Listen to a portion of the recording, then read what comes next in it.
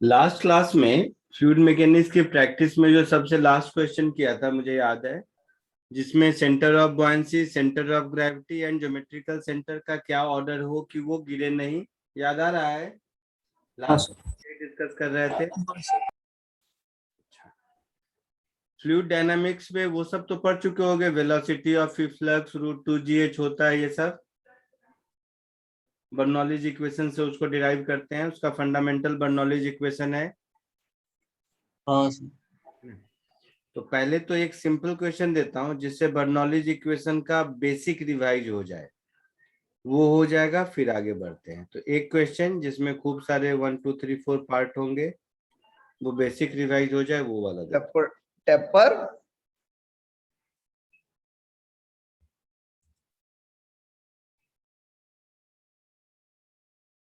ये Bernoulli equation का simple question है, फंडामेंटल रिवाइज करने के लिए।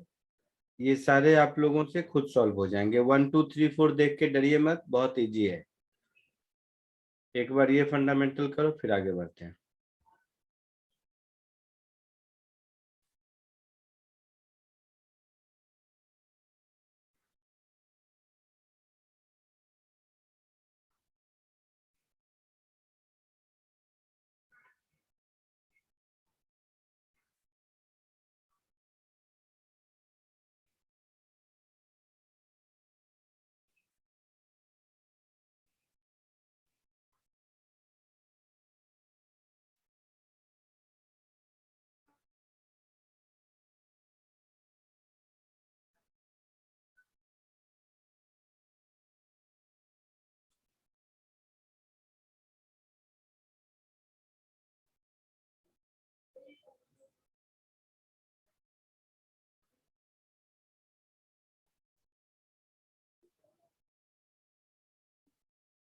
जल्दी ये क्वेश्चन फटाफट रफ में भी करोगे तो गलत होने के चांसेस कम है। जल्दी करके आंसर बताइए।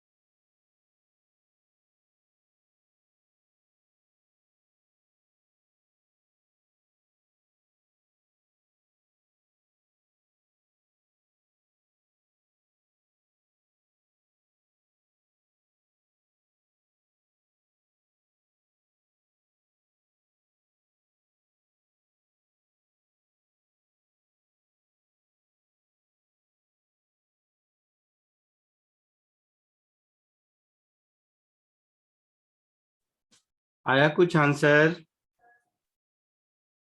हाँ सर, पहले वाले का 4, सेकंड वाले का 7.2। ये छोटा क्वेश्चन है, लेंदी भी नहीं है। देखो मैं आंसर भी देता हूँ, मैच करके बताओ। हाँ सर, बराबर है, यही है। ऑल फोर आ गया। 2 मिनट में आंसर है। फर्स्ट सेकंड थर्ड फोर्थ जल्दी बताओ, ये आ गया तो आगे बढ़ते हैं।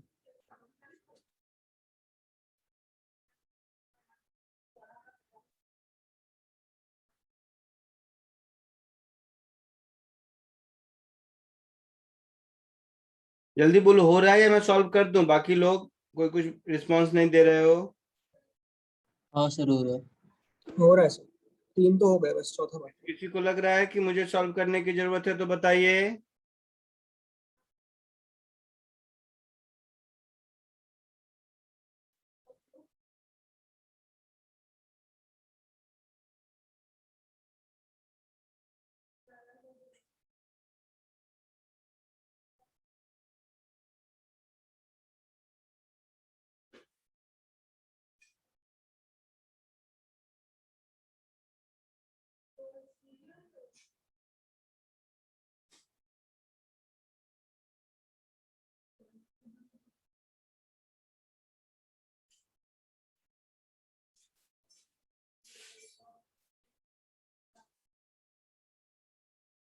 सर हो जाएगा यार, आगे बढ़ सकते हाँ सर आ गया। हैं।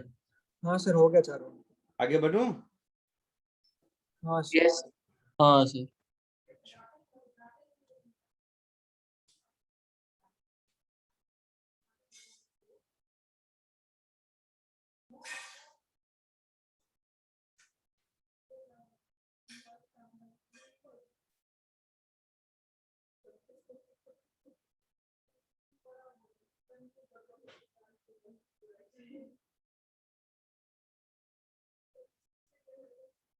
एक और छोटा सा सिमिलर कॉन्सेप्ट का, ठीक है।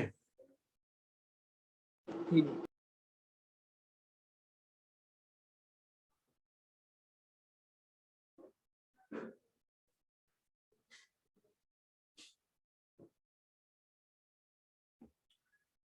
सिमिलर कॉन्सेप्ट का एक और,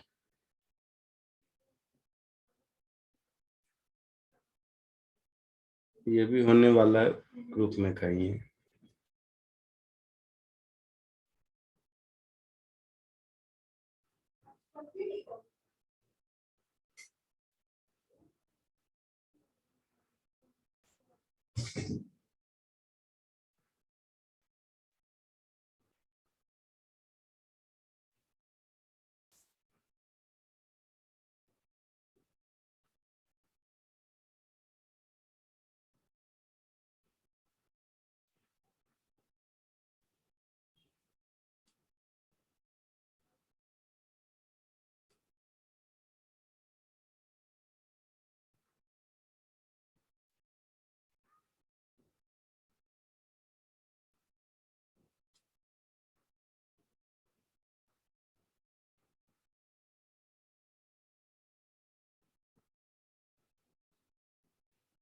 ये कैलकुलेशन वाइज और छोटा है, देखिए जल्दी हो कि करके हाँ बताइए। सर। हाँ सर।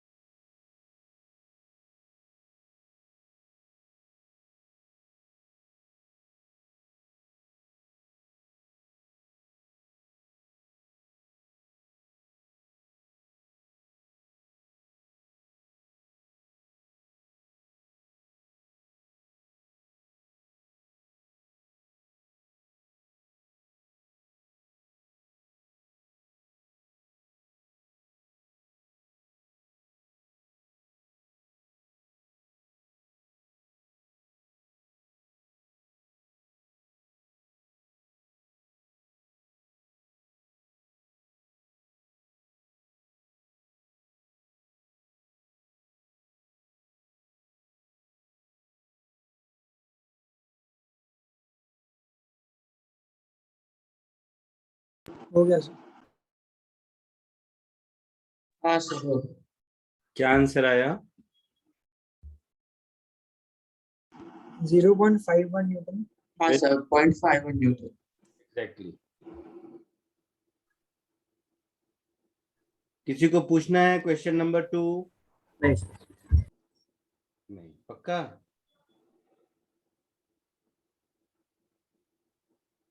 चलो, सर मुझे नहीं आ रहा है आंसर ये वाला।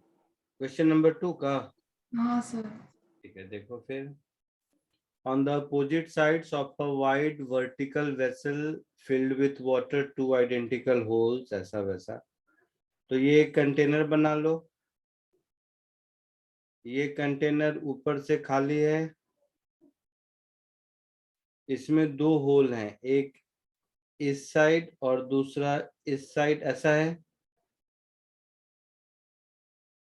Each having cross sectional area कुछ दे रखा है एस। तो यहाँ का भी क्रॉस सेक्शनल एरिया एस है और यहाँ का भी क्रॉस सेक्शनल एरिया एस है। इसमें पानी भरा हुआ है, अगर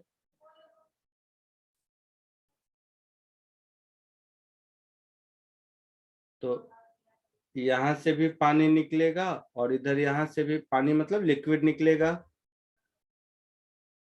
है ना? Yes sir.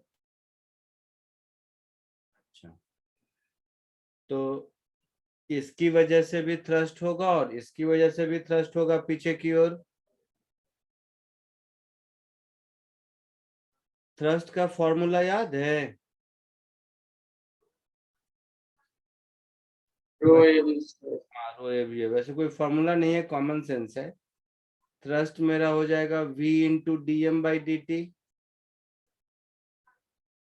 So v D M by D T को हम लोग लिख सकते हैं density into D V by D T. V volume है यहाँ पर, dv by dt is volume flow rate। AV तो rho AV. Volume flow rate cross sectional area into speed लिख सकते हैं। यस फाइनली रो ए मतलब क्रॉस सेक्शनल एरिया वाला ए, रो ए into we square.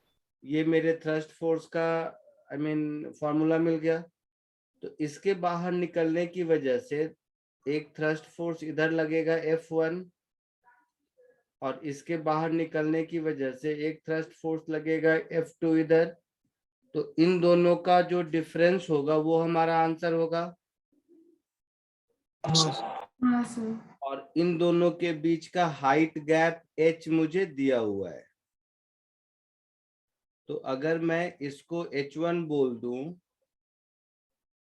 और इसको h2 बोल दूं तो h2 माइनस h1 मालूम है, यही मतलब हुआ। यस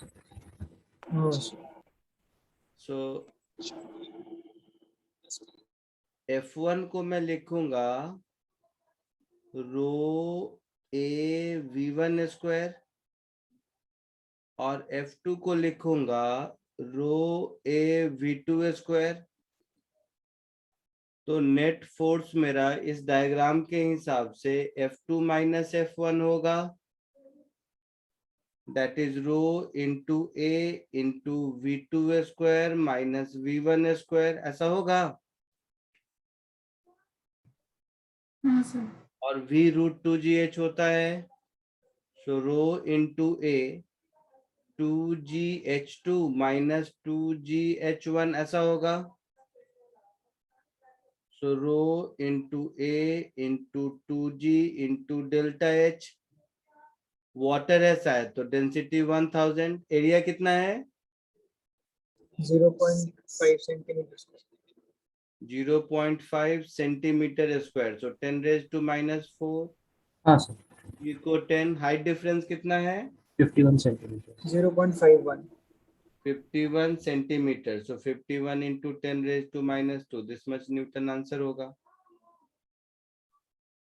तो 314.5 इंटू 2 मिला के 0.51 न्यूटन है। हाँ सर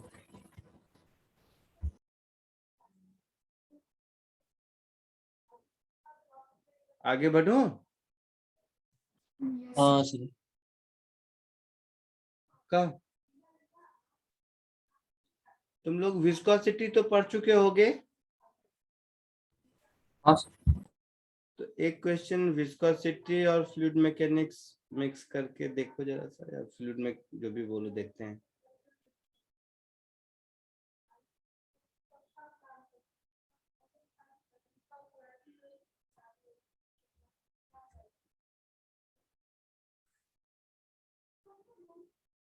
ये कौन सा थर्ड होगा कि फोर्थ होगा? थर्ड होगा। थर्ड। इसको खुद को शायद ये आपके बुकलेट में भी होगा।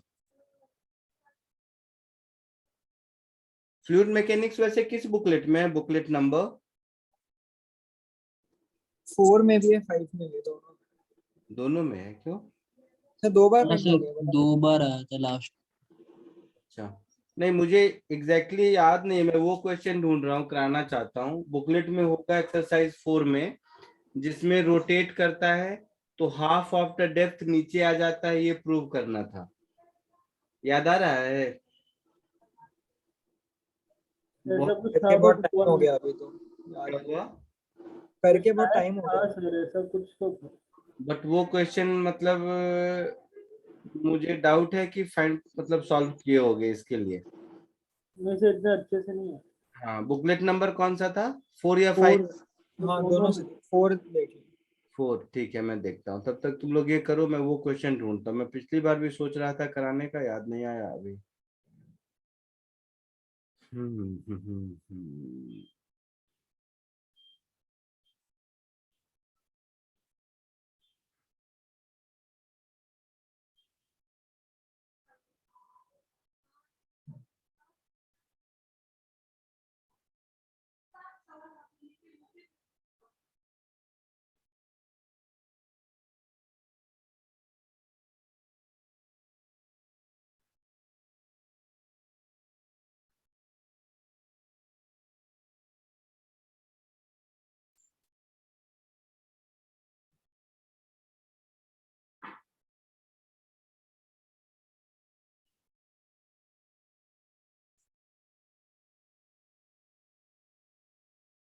मिल गया मुझे। ठीक है, पहले ये करो फिर वो कराता हूँ।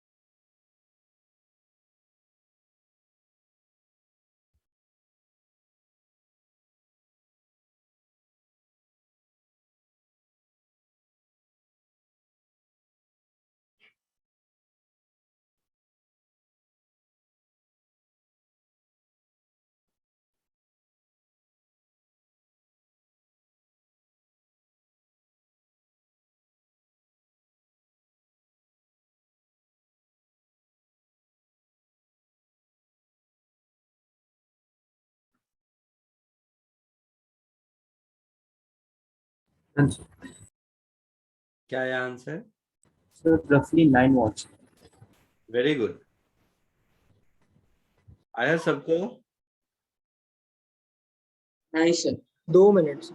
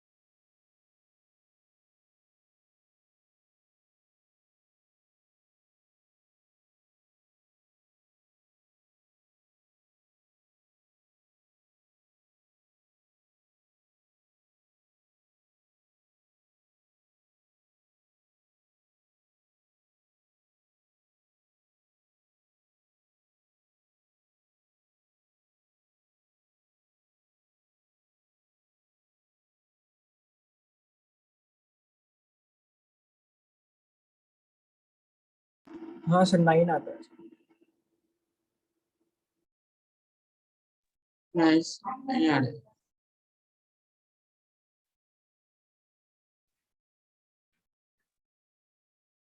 सबको आया या बताने की जरूरत है? सर नहीं आया नहीं आया, ठीक है। देखो, विजुअलाइज कर लिए सब लोग कि क्या चल रहा है कहानी? हाँ सर तो ऐसे सोचिए कि अगर मैं यहां से कुछ भी x डिस्टेंस पर या r डिस्टेंस पर, जो भी बोल दो उसको, यहां से r डिस्टेंस पर अगर छोटा सा dr लेंथ लें, तो ये जो प्लेट है इसके r डिस्टेंस पर जो रिंग बना मेरा, इस रिंग का पर जो फ्लूइड है उसका हर पार्ट सेम वेलोसिटी पर होगा, सेम स्पीड पर, सॉरी। हाँ सर तो उस लेयर के टॉप मोस्ट पॉइंट की स्पीड हो जाएगी ओमेगा आर, हो जाएगी। हाँ सर और उस लेयर के बॉटम मोस्ट पॉइंट की स्पीड 0 मान सकते हैं 0। अच्छा अच्छा, एक याद आया, एक क्वेश्चन पूछता हूँ। विस्कोसिटी तो पढ़ चुके हो, ये जेई में पूछा हुआ क्वेश्चन है और थ्योरेटिकल क्वेश्चन है। टेम्परेचर चेंज करने से विस्कोसिटी का क्या होता है?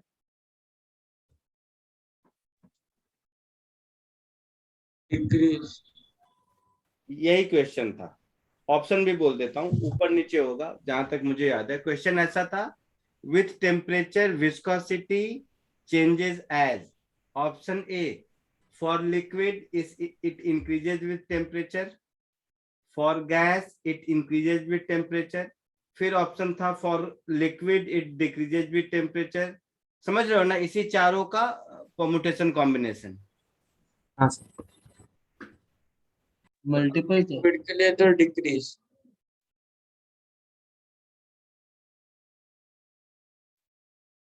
हाँ मतलब मल्टीपल था, जेई में पूछा था, यही 2 साल पहले मुझे याद है, मतलब 2-3 साल कुछ होगा, एग्जैक्ट ईयर नहीं याद है, इसलिए पूछा, मुझे याद आया।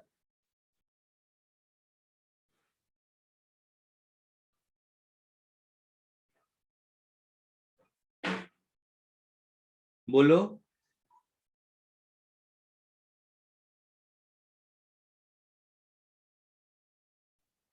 लिक्विड के लिए और गैस के लिए, दोनों के लिए बताइए। तो गैस के लिए decrease with increase in temperature. अच्छा, जो भी है लॉजिक के साथ बताओ क्यों ऐसा सोचा।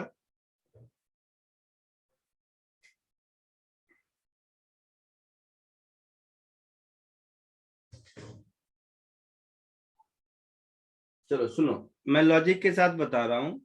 और किसी भी अच्छे बुक में आप लोगों को बुक पढ़ने की हैबिट नहीं रही अनफॉर्चुनेटली।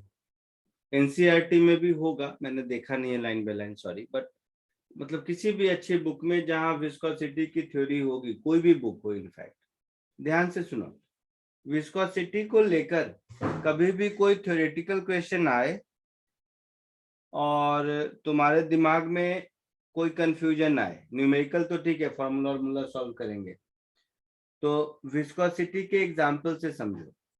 विस्कस फ्लूइड का मतलब क्या हुआ? बटर, हनी, यही सब हुआ, है ना? हाँ सर तो मन ही में सोचो, इसको गर्म करेंगे तो क्या होगा? इसकी विस्कोसिटी कम होगी और पतला हो जाएगा, यस है ना? तो for liquid viscosity decreases with temperature for sure. हाँ अब गैस की बात करते हैं। गैस में विस्कोसिटी या एयर ड्रैग या मतलब ये क्यों होता है? पहले तो फंडामेंटल पे आओ, ऐसा होता क्यों है? विस्कोसिटी जैसी कोई भी चीज गैसियस मीडियम में क्यों होगा? उसका फंडामेंटल रीजन क्या है? तो फंडामेंटल रीजन ये है, वो तुम लोग पढ़े हो ना, स्टोक्स का लॉ। हाँ सर यस सर बहुत काम का लॉ है, वैसे वो इंपिरिकल फॉर्मूला है 6π/RB, बट आगे में कोई भी इंजीनियरिंग पर्पज से देखोगे ना तो बहुत ही ज्यादा एप्लीकेशन ओरिएंटेड इंडस्ट्री में बहुत है उसका। एनीवे मैं ये कह रहा हूँ कि एयर में अगर वो गिर रहा है तो वो मॉलिक्यूल के साथ उसका जो इंटरेक्शन होता है उसकी वजह से जो फोर्स लगता है वही विस्कस फोर्स है। हाँ सर। हाँ सर। तो गैसियस मीडियम में जब हम टेम्परेचर बढ़ाते हैं तो गैस मॉलिक्यूल का, अब तो हीट एंड थर्मो भी पढ़ चुके हो, हाँ सर। हीट एंड थर्मो में देखते थे वो रैंडम मोशन होता है। यस। तो टेम्परेचर इंक्रीज करने से उस रैंडम मोशन का, जिसको मीन फ्री पाथ कहते हैं, वो इंक्रीज वाइब्रेशन की फ्रीक्वेंसी बढ़ जाती है ना।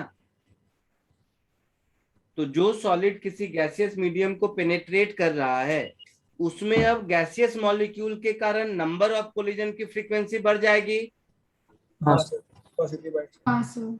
तो इसका मतलब है हिंड्रेंस टुवर्ड मोशन इंक्रीज करेगा। Yes sir. तो for gas viscosity increases with temperature, for liquid viscosity decreases with temperature. ठीक है, हाँ सर। हम इसको रट लो। अच्छा, अगर किसी मशीन के साथ कभी तुम लोग को पता नहीं, मुझे तुम लोगों का इंटरेस्ट, कभी कुछ खोल बोल के देखते हो या नहीं, किसी भी मशीन का लुब्रिकेशन देखा है? कोई भी मशीन, मतलब जनरेटर सेट हो, मोटर हो, कुछ भी हाँ सर देखा। तो उसमें देखते होगे ग्रीस लगाते हैं। ग्रीस देखा है तुम लोगों ने? हाँ हाँ सर देखा। हाँ सर, लिफ्ट से लगता भी है। साइकिल के चेन में भी ग्रीसिंग करते हैं उसको स्मूथ बनाने के लिए। ये हाँ तो देखते होगे जो भी हेवी ड्यूटी मशीन है जहाँ फ्लाईव्हील वगैरह का खूब सारा मोशन होता है, वहां पर बियरिंग के बीच में लुब्रिकेशन डाला जाता है। तो देखते होगे मतलब मेंटेनेंस में 1 साल बाद या 6 महीने, डिपेंड करता है कैसा मशीन है, उस लुब्रिकेशन को चेंज करते हैं। तो चेंज इसलिए करते हैं क्योंकि वो धीरे धीरे टेम्परेचर, जहां कहीं भी बर्निंग, जहां कहीं भी मतलब वो क्या बोलूं मैं, रोलर घूम रहा है या कुछ भी मोशन है, वहां पर उस मोशन के क्रॉसपॉन्डिंग फ्रिक्शन का टेम्परेचर तो जनरेट होता ही है। तो टेम्परेचर जनरेट होने के कारण वो जो ग्रीस या इस तरह के लुब्रिकेटिंग ऑयल हैं उसकी विस्कोसिटी कम हो जाती है, वो पतला हो जाता है ना। हाँ सर। वो जब पतला हो जाता है तो वैसे मतलब टेक्निकल लैंग्वेज में SAE 90 वायल बोलते हैं उसको। पुराने जमाने में, छोड़ो इतनी कहानी नहीं, पहले ऑटोमोबाइल में क्या था ना कि तुम लोगों को याद होगा या नहीं, अगर दादाजी, मेरे दादाजी का मुझे याद है, वो स्कूटर में हम लोग जाते थे तेल भरवाने, तो पेट्रोल अलग डालते थे और 2 स्ट्रोक 2T का मोबिल ऑयल अलग डालते थे, हाँ सर डालते थे। है ना। तो वो क्या होता था कि पहले के जमाने में, अब उसके बाद लुब्रिकेशन अलग होता था, इंजन ऑयल अलग होता था, पेट्रोल अलग होता था। धीरे धीरे धीरे जैसे जैसे डेवलप हुआ टेक्नोलॉजी, तो ऑयल की ग्रेडिंग हो गई। SAE कोड होता है, उसके बाद ग्रेडिंग होती है, सोसाइटी ऑफ ऑटोमेटिव इंजीनियरिंग की। तो SAE 90 ऑयल है जैसे, तो SAE 90 ऑयल एक ऐसा है 90 से ऊपर का, जैसे एरोप्लेन में जो फ्यूल हो जाता है उसकी ग्रेडिंग और थोड़ी ज्यादा होती है। तो ये एक ही फ्यूल आपका हाइड्रोलिक का भी काम करता है, ग्रीसिंग का भी काम करता है। तो अब अलग से लुब्रिकेशन के लिए बार बार वियर एंड टियर कम होता है। तो जैसे वॉल्क्सवैगन की गाड़ी है, अगर तुम लोगों में से किसी किसी के घर में है वॉल्क्सवैगन की गाड़ी, कोई भी पोलो या फिर बाकी जितने मॉडल हैं कोई भी, तो देखोगे वॉल्क्सवैगन की गाड़ी का सर्विसिंग का टाइम गैप, फ्रीक्वेंसी कम होती है, टाइम गैप ज्यादा होता है, साल में एक सर्विसिंग सफिशियंट है। और वही तुम मारुति वगैरह की गाड़ी रखोगे तो उसमें हर 2-3 महीने पे सर्विसिंग की जरूरत पड़ती है। चलो ये सब पता नहीं सर। हाँ सर लो क्वालिटी लुब्रिकेंट डालते हैं।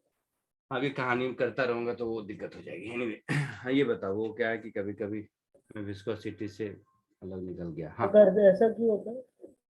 ठीक है, मैं कभी आराम से बताऊंगा, मशीन वशीन से रिलेटेड कुछ भी हो तो मैं बताऊंगा इंजीनियरिंग में। सर अभी शुरू अभी बता दो खत्म ही कर दो सर।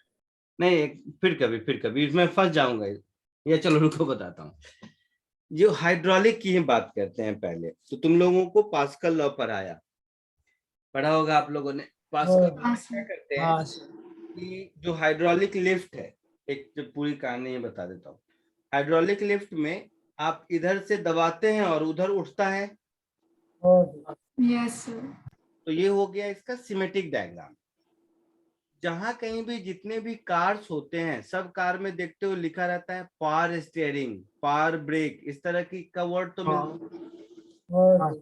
तो ये जो पावर है इसका इलेक्ट्रिक पावर से कोई लेना देना नहीं है, ये हाइड्रोलिक पावर है। अच्छा। ये थंब रूल समझ लो। आज के बाद किसी भी मैकेनिकल किसी भी मोटर में जहां देखोगे कुछ भी लिखा होगा power brake, power steering, power, तो वो सब हाइड्रोलिक पावर है। पहली बात, काम कैसे करता है हाइड्रोलिक, तो जैसे ही घर घर का सर्किट डिजाइन होता है ना कि इलेक्ट्रिसिटी आई इधर जाएगा उधर जाएगा, वैसे ही हर मशीन का, लोकोमोटिव मशीन का हाइड्रोलिक डिजाइन होता है। तो जैसे ही हम ब्रेक से पैर यहाँ दबाए, यहाँ दबाने के बाद छोटे एरिया पर फोर्स लगा के जो फ्लूइड को प्रेशर जनरेट किए, तो आइडियल फ्लूइड आपने पढ़ा इनकम्प्रेसिबल है। हाँ सर। हाँ कहीं ना कहीं अपने निकलने का रास्ता ढूंढेगा। तो वो वहां से जाते जाते जो आपका व्हील है, व्हील पर जो ब्रेक सिस्टम है, ब्रेक सिस्टम भी बहुत तरह का होता है। जो आपके व्हील पर ब्रेक सिस्टम है उसमें क्या होता है कि बुल गियर के ऊपर जो व्हील माउंटेड है उसके बीच में वो जो रोटेट करता रहता है डिफरेंशियल, तो उसके ऊपर माउंटेड है। यहाँ पर वो फ्लूइड आया, इसको कंप्रेस किया, तो यहाँ जो रोलर चल रहा है उससे आपका व्हील डिसंगेज हो गया। तो रोलर तो घूम रहा है लेकिन व्हील रुक गया, इसको बोलते हैं ब्रेक मैकेनिज्म। अच्छा, ये घूमता हुआ आपको नॉर्मल गाड़ी में नहीं दिखता होगा लेकिन ट्रक में दिखता होगा। अगर ध्यान से देखोगे तो ट्रक के बॉडी के अच्छा दिखता है, एक दिखता है। शाफ्ट खूब जोर से ऐसा ऐसा घूमता रहता है। हाँ सर। इंजन का पावर आया, इंजन का पावर इसको रोटेट करता है। ये रोटेट करने के बाद यहाँ पर एक बड़ा सा लोहे का, ट्रक में दिखता है बाकी में दिखता नहीं है, बड़ा सा डिफरेंशियल हाउसिंग होता है जो जो इस गियर इसके ऐसे मूवमेंट को 90 डिग्री पर टर्न कर देता है स्टार एंड पिनियन मैकेनिज्म से। तो पावर आपके व्हील तक जाता है। तो अल्टीमेटली घूमता यही है, ये पावर आपके व्हील तक आया, उसके ऊपर व्हील माउंटेड है तो व्हील भी घूमता है। तो ब्रेक आपका क्या करता है कि वो हाइड्रोलिक आया, ये इसको कंप्रेस किया, तो नीचे का रॉड तो घूमता ही रहता है, व्हील उससे डिसएंगेज हो गया, हम कहते हैं ब्रेक लग गया। ये एक मैकेनिज्म है। आप अपने साइकिल में दूसरा मैकेनिज्म देखते हैं कि आप ब्रेक लगाते हैं और एक काले रंग का होता है वो घिसता रहता है तो रुक जाता है साइकिल, हाँ हाँ सर, वो है ना। लगा रहा। हाँ, वो एक दूसरा मैकेनिज्म है स्प्रिंग वाला।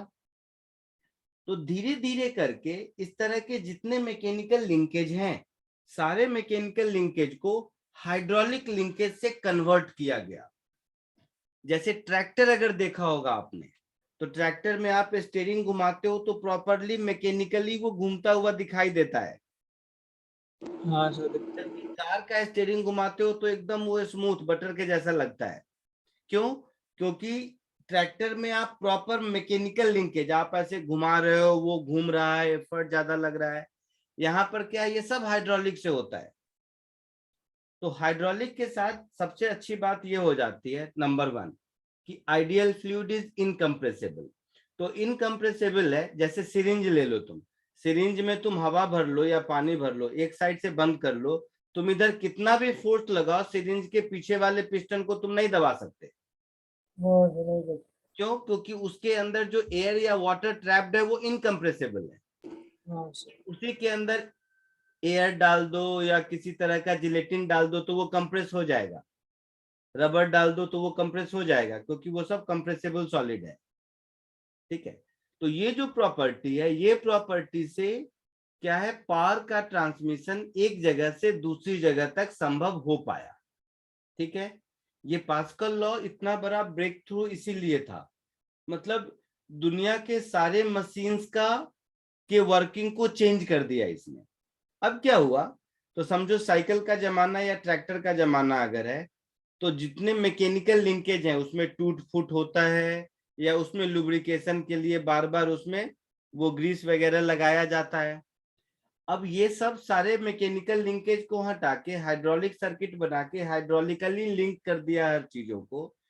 तो इससे नंबर 1 एफर्ट कम हो गया, हाँ सर। नंबर 2, पावर का ट्रांसमिशन, सबसे बेहतरीन बात यह है, पावर का ट्रांसमिशन आपके 1 न्यूटन के फोर्स से पैर दबाने से 60 न्यूटन का ब्रेक जनरेट हो जाता है। हाँ सर। आप किसी मैकेनिकल लिंकेज से ऐसा नहीं कर सकते, कितना भी स्ट्रिंग पुली रॉड कुछ भी लगा दो, आपने जो फोर्स लगाया है मैक्सिमम उतना ही फोर्स ट्रांसमिट होके दूसरी जगह जाएगा। हाँ सर। हाँ सर। मैकेनिकल लिंकेज का सबसे बड़ा एडवांटेज, डिसएडवांटेज, ड्रॉबैक जो कहना है कह लो, आपके एफर्ट को ट्रांसमिट करता है, जितने एंगल पर ले जाना है पुली उली लगा के सब ट्रांसमिट कर लोगे, बट आपके एफर्ट को इंक्रीज नहीं कर पाएगा। हाइड्रोलिक लिंकेज के साथ अच्छी बात क्या है कि पास्कल लॉ के बाद हाइड्रोलिक लिफ्ट जब आया तो देखा गया कि आपका एफर्ट भी इंक्रीज हो जाता है। आप 1 न्यूटन यहां दबाओ तो वो हाइड्रोलिक सर्किट से जाता हुआ 50 न्यूटन के एफर्ट में कन्वर्ट हो जाता है। ये दूसरा एडवांटेज है। तीसरा एडवांटेज, मैकेनिकल लिंकेज खत्म हो गया तो कहीं लुब्रिकेशन डालने की जरूरत नहीं है। लेकिन ये जो हाइड्रोलिक जो टैंक वैंक या पाइप में फ्लो करता है वहां पर उसकी विस्कोसिटी मेंटेन रहनी चाहिए, एक सर्टेन विस्कोसिटी, नहीं तो दिक्कत हो जाती है। तो उस हिसाब से आयल की ग्रेडिंग की जाती है। विस्कोसिटी टेम्परेचर बढ़ने के साथ साथ डिक्रीज करता है तो वो पतला हो जाता है, तो विस्कोसिटी उसकी कम हो जाती है, पतला हो जाता है, तो वो फिर उसको ड्रेन आउट करके निकाल लेते हैं, नया लिक्विड फिल करते हैं। बाइक का जो हाइड्रोलिक है, बाइक का भी हाइड्रोलिक देखा होगा आप लोगों ने। हाइड्रोलिक मतलब जिसको आप लोग क्या बोलते हो, सस्पेंशन। हाँ सर। Yes sir yes. हाँ सर, आगे पीछे रहते हैं। हाँ, ये दब जाता है या आप पीछे बैठे रहते हो तो जर्किंग कम लगे, इस सब में हाइड्रोलिक लगा रहता है। तो जब उसकी विस्कोसिटी कम हो जाती है तो उसको रिप्लेस करने की जरूरत होती है। तो हर जगह के लिए अलग अलग वायल पहले आते थे, अब धीरे धीरे करके आर्टिफिशियल वायल ऐसे बनाए गए कि एक ही वायल आपका इंजन वायल का भी काम करे, वही वायल लुब्रिकेशन का भी काम करे, वही वायल हाइड्रोलिक सर्किट में भी आ जाए। तो उससे क्या हुआ, लाइफ आसान हो गई धीरे धीरे। तो इसीलिए अब इतने ज्यादा जो मतलब स्मूथ गाड़ियां सब आ गई, पावर व्हील सब, पावर, अब तो स्टीयरिंग से लेके हर चीज हाइड्रोलिक ड्रिवन हो गया है। एनीवे चलो उसको, तो पिछले जमाने में ब्रेक में भी हाइड्रोलिक नहीं होता था। नहीं हाइड्रोलिक नहीं होता था, मैकेनिकल लिंकेज रहता था। तो उससे तो ब्रेक मारने में ही दम निकल जाएगा। दम निकलता ही है, ट्रैक्टर चला के देखो, कभी गांव में चलाया है ट्रैक्टर? नहीं सर नहीं। हाँ, उसमें स्प्रिंग रहता था। चलो वो भी बताता हूँ। चलो ये क्या होता था, इधर देखो, इधर देखो, जैसे ये व्हील रोटेट कर रहा है, इसके ऊपर मैंने इसको माउंट कर दिया, इसको माउंट कर दिया, तो जब ये काला वाला घूमेगा तो मेरा हाथ भी घूमेगा इसके ऊपर। हाँ सर। अब काला वाला और मेरे हाथ के बीच बीच में स्प्रिंग है अगर, तो अब मुझे उस स्प्रिंग को मैकेनिकली पुश करके डिसंगेज करना है ताकि ये घूमता रहे और मेरा ऊपर से हाथ नहीं घूमे, अच्छा ओ। है ना। हाँ तो सर। आगे जाके इंजीनियरिंग में बहुत तरह के ब्रेकिंग मैकेनिज्म पढ़ोगे। Hydraulic brake is one such example. इसके अलावा बहुत सारे ब्रेक के मैकेनिज्म आते हैं। तो हाइड्रोलिक ब्रेक से भी अच्छा है। नहीं, हाइड्रोलिक ब्रेक सब, हाँ जैसे ट्रेन है, चलो एक और देखो, ट्रेन में ब्रेक कैसे लगता है। ट्रेन पे तो सबने चढ़ा होगा तुम लोगों में से, लोकल ट्रेन में बहुत ज्यादा नहीं पता चलता होगा, बट इंटरसिटी वाले ट्रेन में तो सब चढ़ा होगा तुम लोगों ने। हाँ हाँ सर। सर। हाँ कुछ प्रेशर डिफरेंस ही करता है उसमें, इतना पता है। हाँ, तो अब ट्रेन में तो इतना सारा है, उसको तो ब्रेक लगाना बड़ा मुश्किल काम है। तो देखो, हाँ सर। कभी कभी अपने पापा लोगों के मुंह से सुनते होगे या दादाजी के कि अरे ट्रेन का वैक्यूम काट दिया इसलिए गाड़ी रुक गई। सुना है ये वर्ड कहीं घर हाँ में सर, हुए? एक बार तो काटा भी था। हाँ, घर में बोलते हुए सुने हो? नहीं सर, मेरे सामने ही काटा था, वो जो भी काटते हैं। अच्छा, काट तो कैसे काटते हैं पता है क्या होता है? सर वो दो बोगी के बीच में कुछ तो चढ़ के करते हैं। दो बोगी नहीं, पूरे ट्रेन में एक लाइन से दूसरे लाइन तक अंतर एक मोटा पाइप जाता है, घूमता रहता है, ठीक है। हाँ उस पाइप में के हर जगह पर कुछ कुछ दूर पर एक वेंट रहता है, ओपनिंग खोलने हटाने के लिए, और उसमें गैस भरा होता है। वो गैस कौन सा? नॉर्मल धुआं है समझ लो, या गैस समझ लो। इंजन जो वहां आपका स्टार्ट हुआ, सोचो वो इंजन कितना, इंजन का पावर लास्ट वाले बोगी तक पहुंचाना है। तो एक तो बहुत सारे मैकेनिकल हिंजेज रहते हैं दो बोगी के बीच में, ऐसा वैसा। अब क्या होता है कि वो जो गैस की पाइपलाइन चल रही है यहां से वहां तक, उस पाइपलाइन में से थोड़ा सा ढक्कन हटा के गैस को तुम लीक कर दो। तो गैस को जैसे ही लीक कर दिए, अब वो खाली हो गया।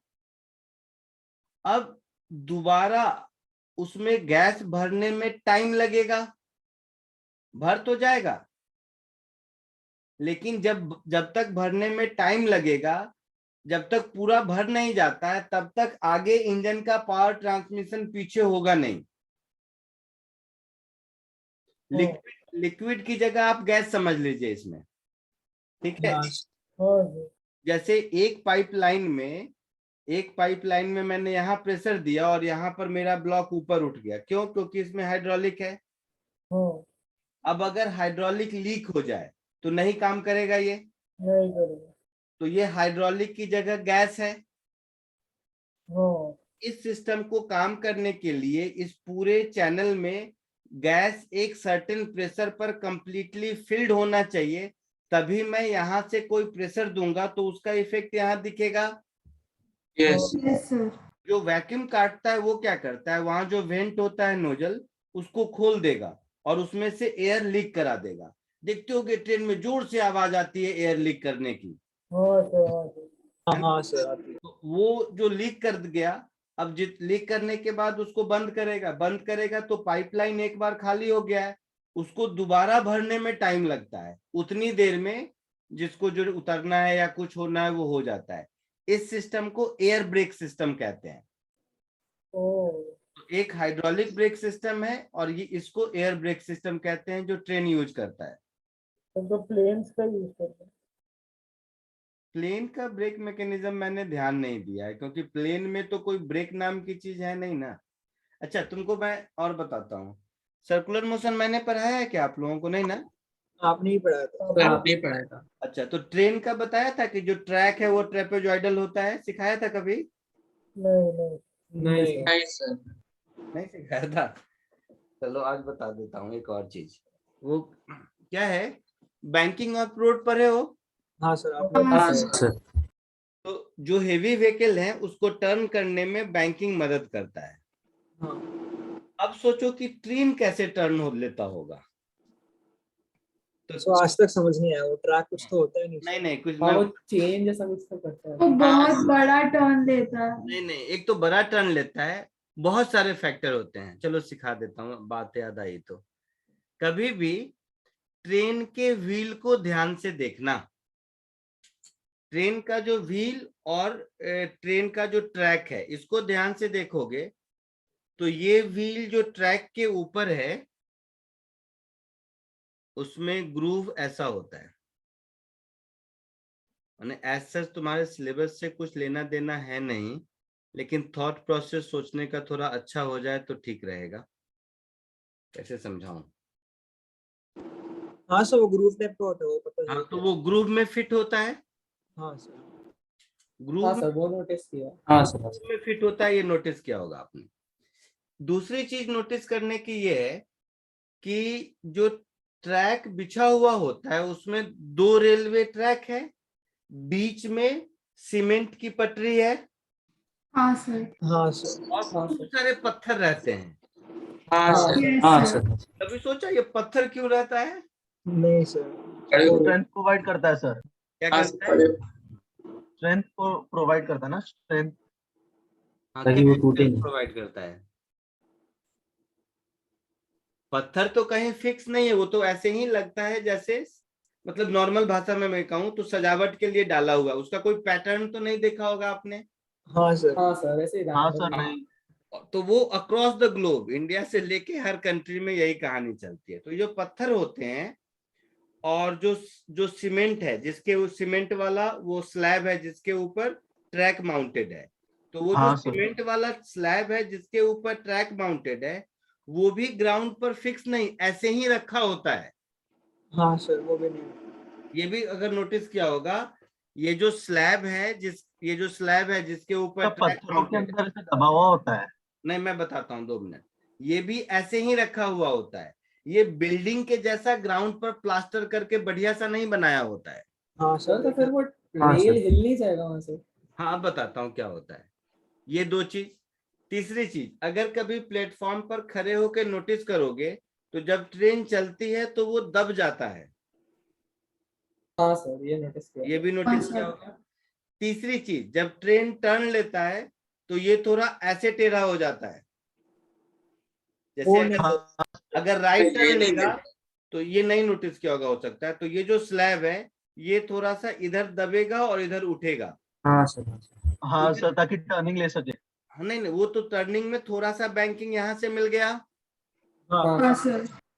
अब सोचो कि ये स्लैब अगर फिक्स रहता ग्राउंड पर जैसे बिल्डिंग रहती है तो ये नहीं मिल पाता। नहीं मिलता। हाँ सर। हाँ सर।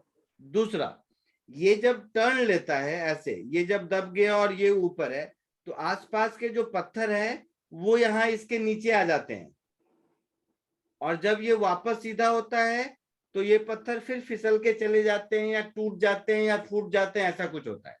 हाँ पत्थर, हाँ। अब जो तुम देखते होगे कि हर संडे को मेगा ब्लॉक लग जाता है, हाँ हाँ सर। सर। हाँ सर। रेलवे को इसी ट्रैक का मेंटेनेंस होता है।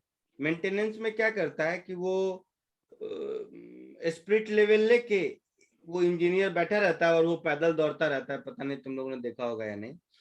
तो उसमें क्या है कि ये जो पत्थर जो टूट फूट गए हैं इसको ठीक ठाक करता रहता है, नया पत्थर डालता है, पुराना हटाता है, यही कहानी चलती है।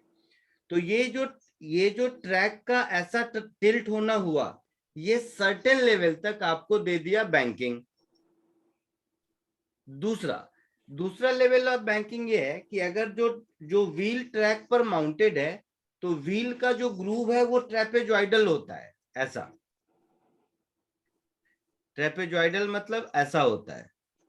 तो ये जो ऐसा हुआ, अब इसके ऊपर व्हील है तो व्हील आपका लॉक है, मान लीजिए यहां से यहां तक, ऐसे आइडियल कंडीशन में हॉरिजॉन्टल रोड पर ऐसे लॉक है व्हील।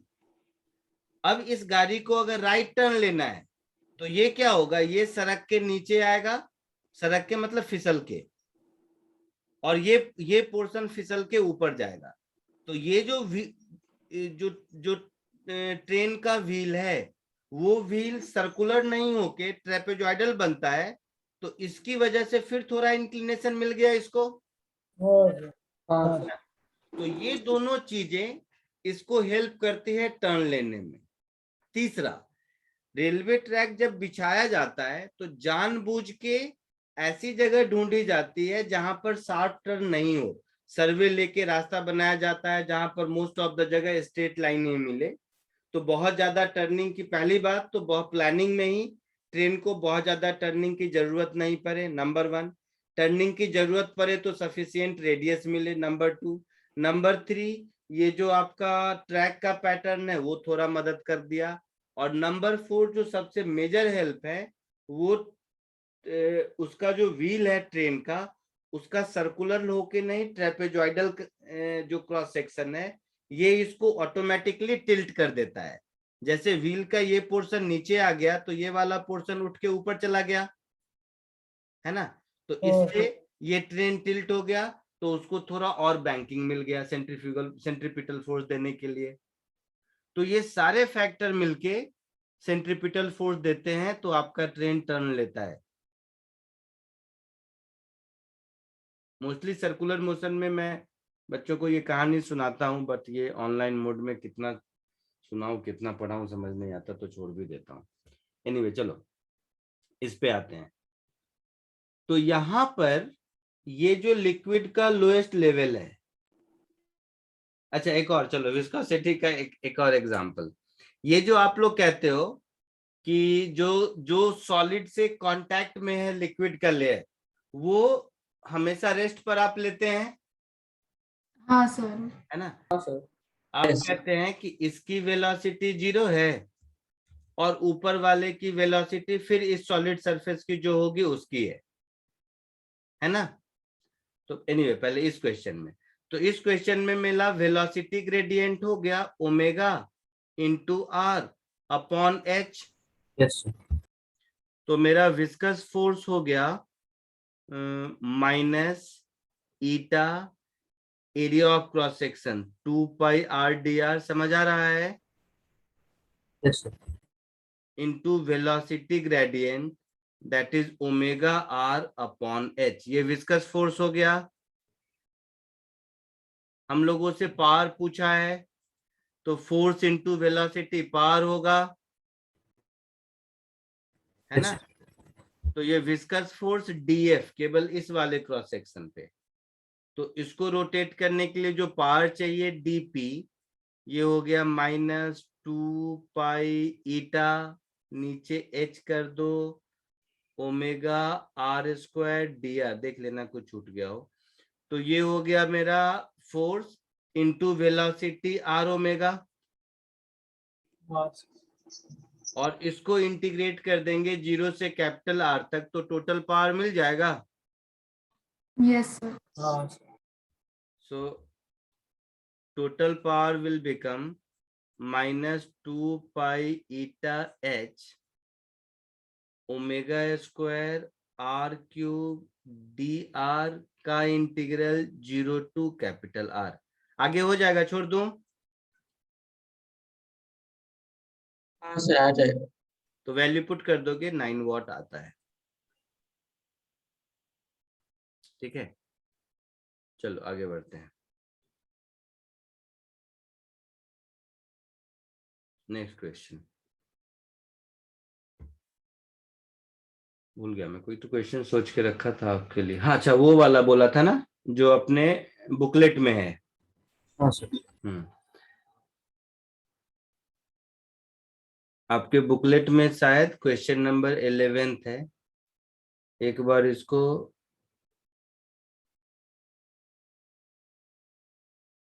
कोशिश कीजिए सॉल्व करने का।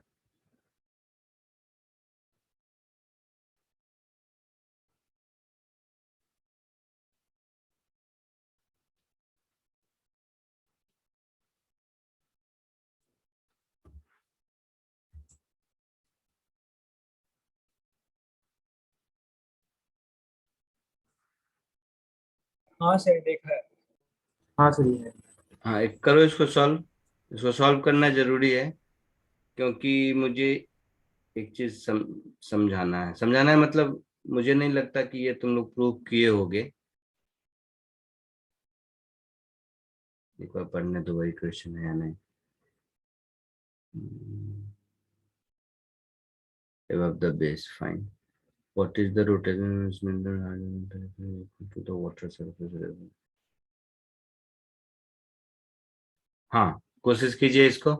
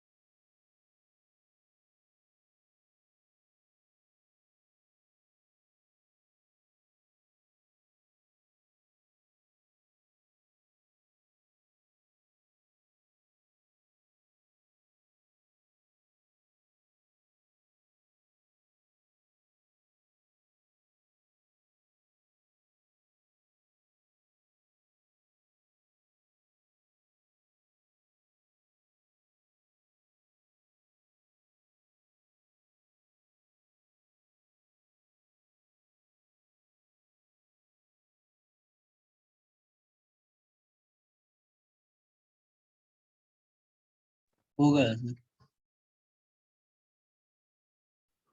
हो गया। 10√15 आया होगा।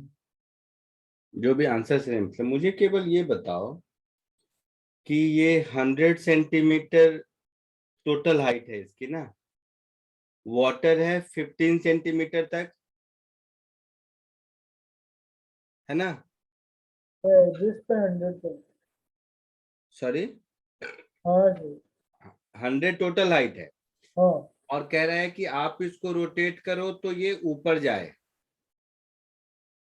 तो ये जो बॉटम, ये वाला जो बॉटम पॉइंट है, ये वाला बॉटम पॉइंट ये कहां पर आएगा?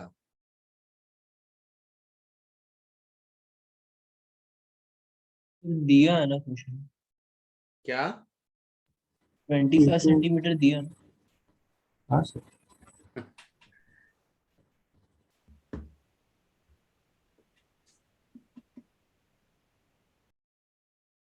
वर्टिकल सिलेंडर इतना डायमीटर, हाइट इतना, contain water to half of its volume. तो इसको पहले कुछ प्रूफ नहीं करना है। हाफ ऑफ वॉल्यूम है, मतलब 50 सेंटीमीटर तक है, ठीक है? हाँ सर।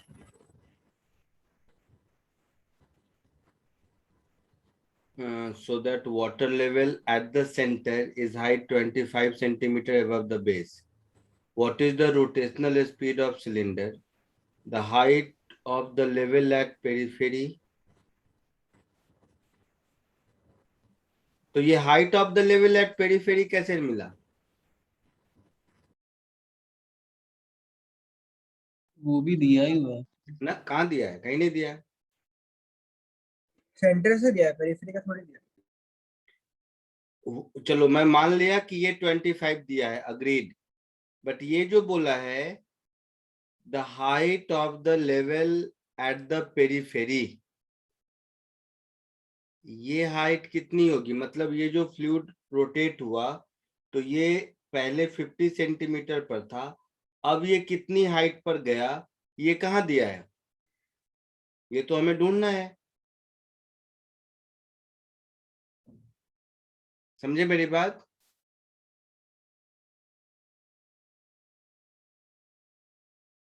आप समझे मैं क्या पूछ रहा हूं? इसमें जो सेकेंड पार्ट है, the height of the water level at the periphery, तीन चीजें ढूंढनी है। एक तो रोटेशनल स्पीड है ना, एक पार्ट ये हो गया। दूसरा ढूंढना है height of level at periphery, और तीसरा पार्ट ढूंढना है equation of water surface refer to the coordinate axes shown in figure, और कोऑर्डिनेट एक्सेस का ओरिजिन यहाँ पर है। ये तीन चीजें ढूंढनी है मुझे। अब बताइए आंसर तीनों में से किसका आपको मिला?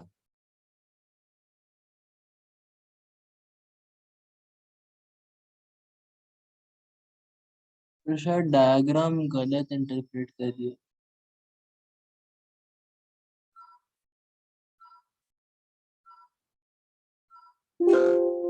जो आंसर दिया है बुकलेट में वो मैं लिख देता हूँ, वो ये है।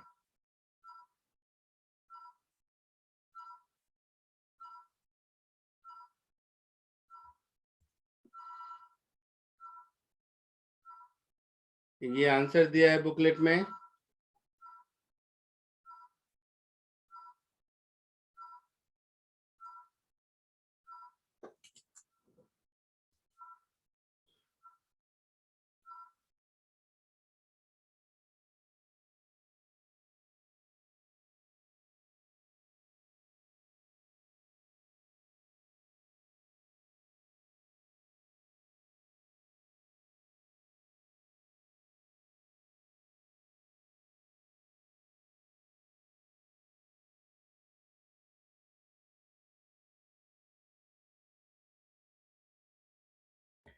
आप लोगों ने क्या किया होगा कि अपने मन से समझ लिया होगा कि ये 100 के हाइट तक गया है शायद। हाँ सर। डायग्राम में वैसे ही लिखा है। कहाँ डायग्राम में वैसा लिखा है? नहीं लिखा है। दिख रहा था, दिख रहा तो इसके टिप तक ही 100 वाला। हाँ, मेरे को वैसा दिख रहा था कि नहीं नहीं नहीं इसके टिप तक नहीं, ये प्रूव करना है। क्यों मैं दिया क्वेश्चन बताता हूँ। इसमें ये प्रूव करना है कि ये जो शेप बना है इसका, तो ये ओरिजिनल हाइट थी, हाँ सर। तो हाँ सर। यहाँ से ये डिप में कुछ नीचे आया और ये वाला पोर्शन कुछ ऊपर आया। इन दोनों में क्या रिलेशन होगा, चाहे किसी भी ओमेगा से घूमे, मुझे नहीं मतलब है।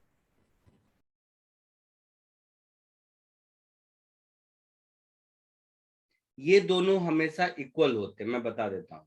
वो प्रूव करना है। चलो क्वेश्चन मैं छोटा कर देता हूँ शॉर्ट, कि कोई भी कंटेनर में अगर वेसल में लिक्विड है, उसको आप रोटेट करोगे, ऊपर हाइट खाली कितनी भी है, तो ये वाला जो पैराबोला बनेगा उसका वर्टेक्स ओरिजिनल से जितना नीचे आएगा इस साइड उतना ही ऊपर जाएगा। ये मुझे प्रूव करके बताइए। समझ गए मैं क्या पूछ रहा हूँ? सर वो तो वॉल्यूम कंजर्वेशन से कर सकते हैं ना, कि जितना हाँ तो ऊपर करके आएगा। बताइए तो सही। यही प्रूव करना है मुझे। पैराबोला सर का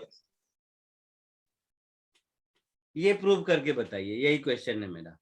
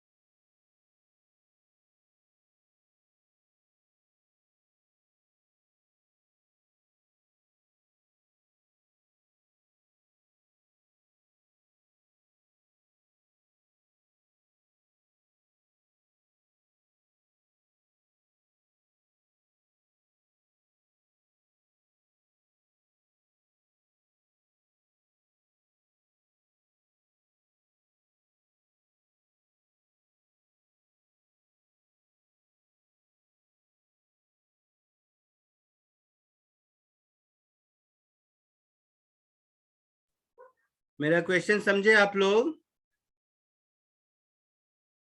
हाँ सर।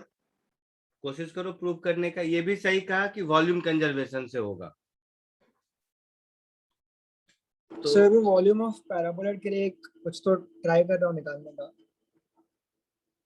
इसके लिए मुझे ये जो पैराबोला है 3 डायमेंशनली ऐसे घूम रहा है, इसका वॉल्यूम चाहिए होगा ना। हाँ सर, पापस वही थ्योरम निकालने यूज का कर। ट्राई कर रहा हूँ। क्वेश्चन और छोटा हो गया कि आप मुझे उसका वॉल्यूम बताइए। सर वही तो चाहिए, फिर तो पूरा क्वेश्चन हो ही जाएगा उसके बाद। हाँ तो करो, तो वो इसलिए तो पूछा।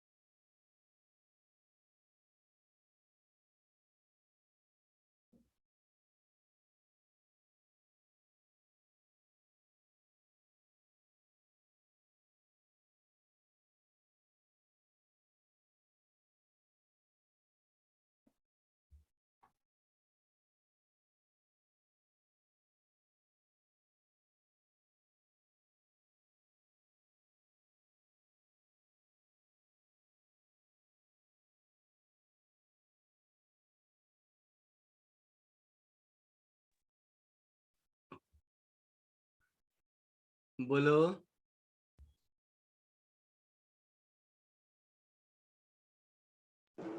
सर मुझे 2h इक्वल टू 25 आ रहा है। नहीं नहीं, इस क्वेश्चन को तुम छोड़ दो, जो होगा देखेंगे।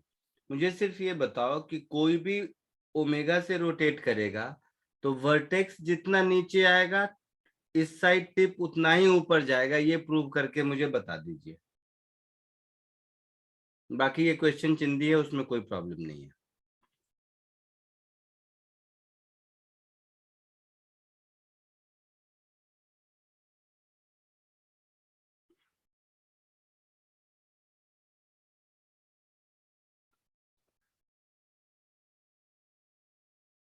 कोशिश कर रहे हो तुम लोग?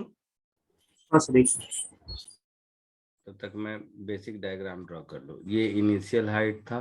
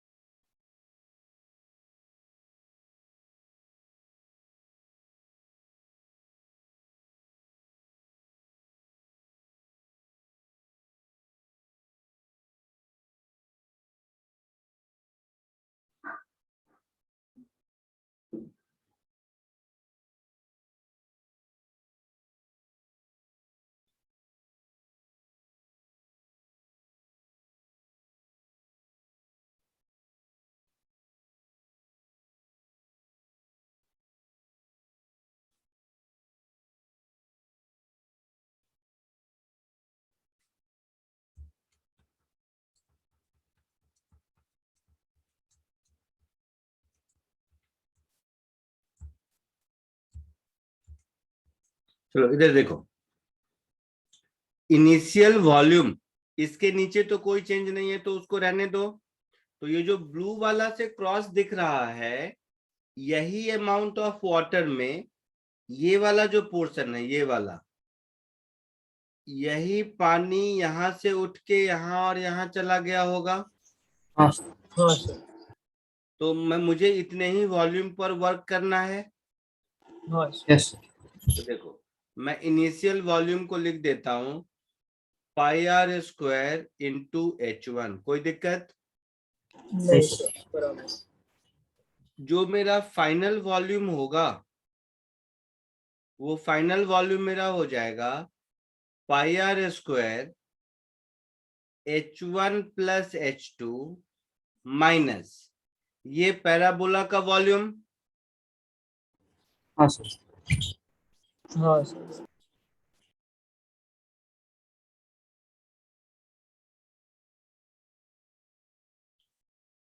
तो ओवरऑल मुझे ये वॉल्यूम ऑफ पैराबोलॉइड निकालना है, मोर प्रिसाइजली। ठीक है, तो अब इधर आ जाइए। कहानी ये हो गई कि मुझे इसका वॉल्यूम चाहिए। इसका इक्वेशन तो फिक्स है, पढ़ चुके हाँ, होंगे आप लोग। यस क्या है equation? Omega square X square by 2 is equal to G Y. y is equal to omega square X square by 2g, ऐसा कुछ होगा, यस सर, ऐसा ही है। हाँ है ना। तो अब सोचो, इस बात को ऐसे समझते हैं, मुझे ये वॉल्यूम निकालना है अगर,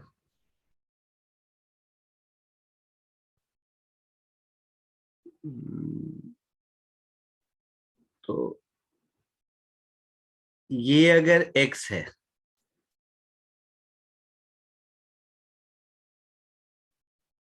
ये अगर x है और थिकनेस dx है, तो ऐसे ऐसे प्लेट को ही मैं यहां से लेकर यहां तक इंटीग्रेट कर दूं तो मेरा काम चलेगा, हाँ सर, है ना।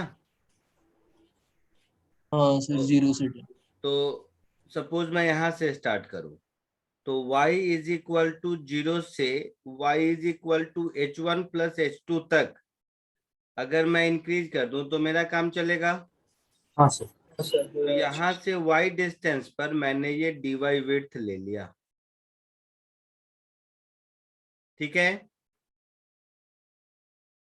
तो ये जो प्लेट हो गया, ये जो प्लेट हो गया, इस प्लेट का एरिया dA, या ऐसे कह दो इस प्लेट का वॉल्यूम dV, इसको मैं लिखूंगा pi x square into dy। Sir x भी तो वेरी हो रहा है। आते हैं pi x square into dy, हाँ सर। हाँ सर, हाँ और एक्स स्क्वायर को लिखूंगा मैं 2gy अपॉन ओमेगा स्क्वायर। हाँ ये तो इसी इक्वेशन को फॉलो करेगा x। हो गया सर। तो 2gy अपॉन ओमेगा स्क्वायर लिखूंगा एक्स स्क्वायर को, हाँ सर, तो ये हो गया पाई एक्स स्क्वायर को 2gy अपॉन ओमेगा स्क्वायर हाँ सर, खत्म कर। हाँ सर, इंटू dy। तो टोटल वॉल्यूम जो मेरा होगा वो हो जाएगा 2g pi upon omega square h1 plus h2 इधर whole y square by dy का इंटीग्रल 0 से h1 प्लस h2 हाँ सर, होगा। तो finally 2g pi upon omega square, और ये हो जाएगा h1 प्लस h2 का होल स्क्वायर डिवाइडेड बाई 2। हाँ सर, हाँ तो ये फिर मेरा हो गया पाई g upon omega square h1 plus h2 का होल स्क्वायर। देख लेना कहीं कुछ गलत हो तो। इस v को मैं यहां सब्स्टिट्यूट करूंगा, यहां पर, है ना। हाँ सर, तो h2 आ जाएगा। अच्छा, दूसरी चीज, अब इसमें ओमेगा है उसमें ओमेगा नहीं है, तो h1 y is equal to h1 plus h2 पर x is equal to r होना चाहिए, हाँ सर, होना चाहिए।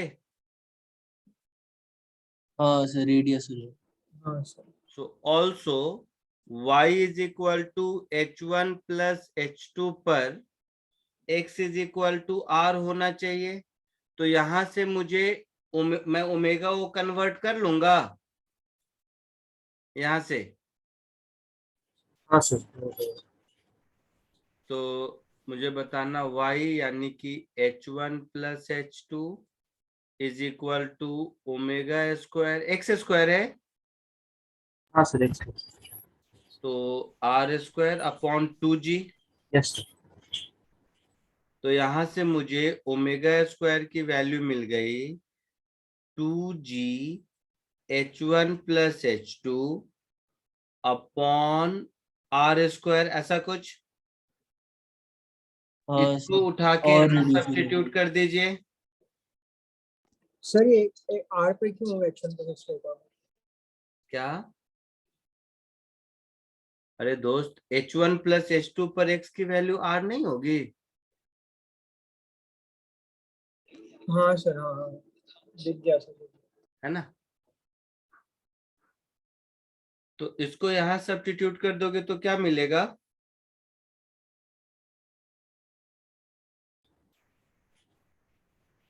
pi r square h1 plus h2 by 2। हाँ सर, पाई, फिर से बोलो। R square H1 plus H2 by by 2। H1 plus H2 by 2, ये v मिल गया। अब इस v को मैं यहाँ सब्स्टिट्यूट करूंगा। हाँ सर, आधा है। आ हाँ गया sir, sir. H1 is equal to 75 H2 आ गया। हाँ सर आ गया। आई बात समझ में? 2 की हो गया सर। हाँ सर। तो वो मैं इसलिए दिया, मुझे याद है, क्योंकि बच्चे बार बार सॉल्व कर लेते हैं और जाने अनजाने में गलती से सॉल्व कर लेते हैं। सर गलती से भी कैसे करेंगे सर इसको सॉल्व? हाँ ये सर। सारे लोग इस जो फिर एरिया तुम लोगों ने ही बताया ना, गलती से सॉल्व किया कि ये पॉइंट 25 नीचे आ गया और ये भी 25 ही ऊपर ले लिया आपने। सर तभी वो तो तो ये- अंदाज लगाया कि ऐसा हो हाँ, सकता हाँ मतलब वो कोइंसिडेंटली हाँ, वही कह रहे हैं, कोइंसिडेंटली ऐसा हुआ। अनलेस आपको ये नहीं पता हो कि ये जितना नीचे होगा ये उतना ही ऊपर होगा। ठीक है? हाँ क्लियर है? हाँ हाँ सर। तो बाकी वैल्यू वैल्यू पुट करके आप प्रूव कर लोगे। हेंस हाँ H1 is equal to H2। और उसके बाद मुझे बताने की जरूरत नहीं है, वो सब हो जाएगा, मुझे सिर्फ हाँ ये सर। पार्ट बताना था। हाँ सर हो जाएगा। आगे बढ़े? ये कॉपी करना बाकी है इसमें। कॉपी सर कर एक लो। मिनट।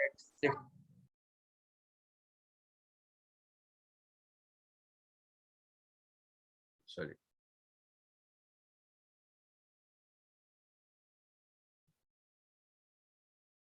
कॉपी कर लो इसको।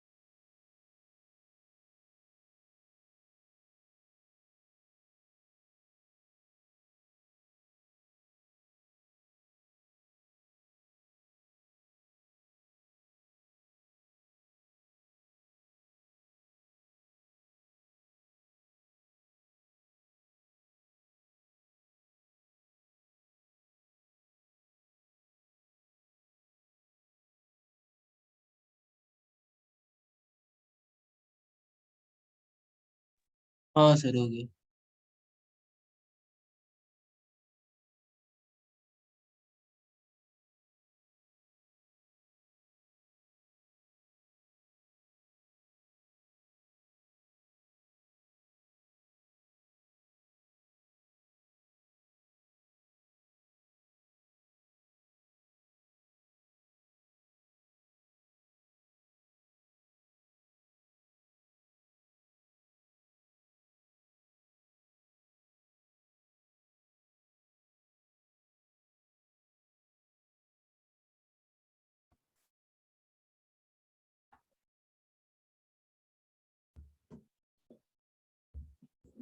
हो गया, आगे बढ़े।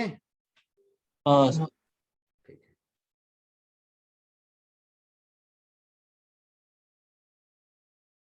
ये बुकलेट का क्वेश्चन नंबर 11 है, ठीक है। एक और क्वेश्चन करो। सरफेस टेंशन कर चुके हो? हाँ हाँ सर। एंगल ऑफ कांटेक्ट वगैरह मालूम है? Yes yes. तो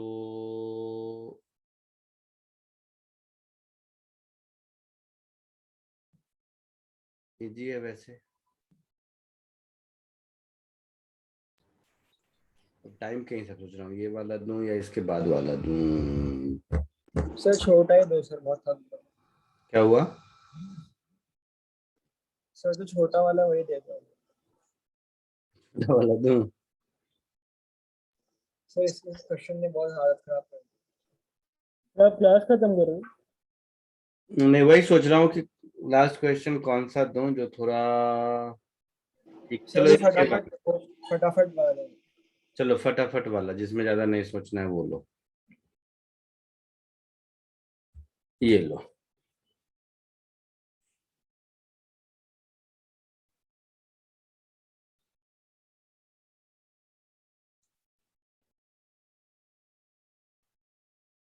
इसको कोशिश करो।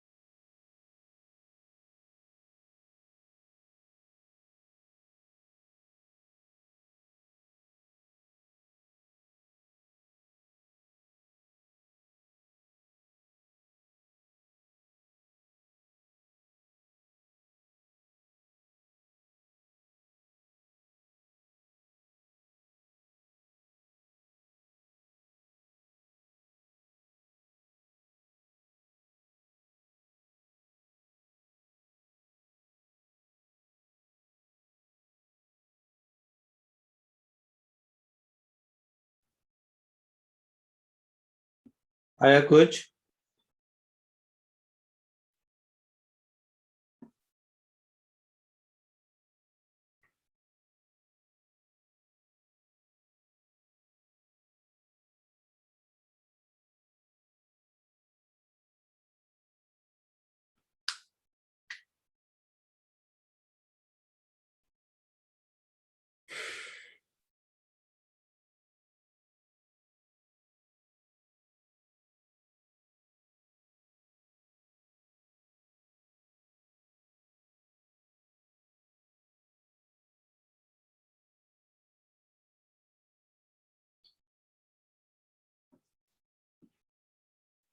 नहीं आ रहा सर।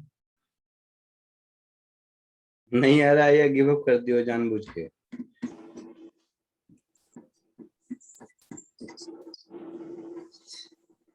कुछ भी कह दो सर। क्या हुआ?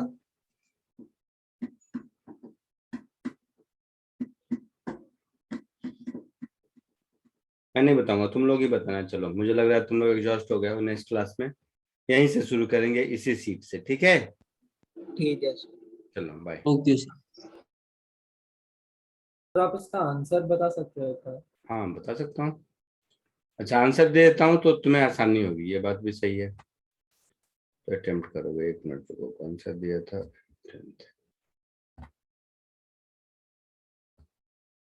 ये है इसका आंसर।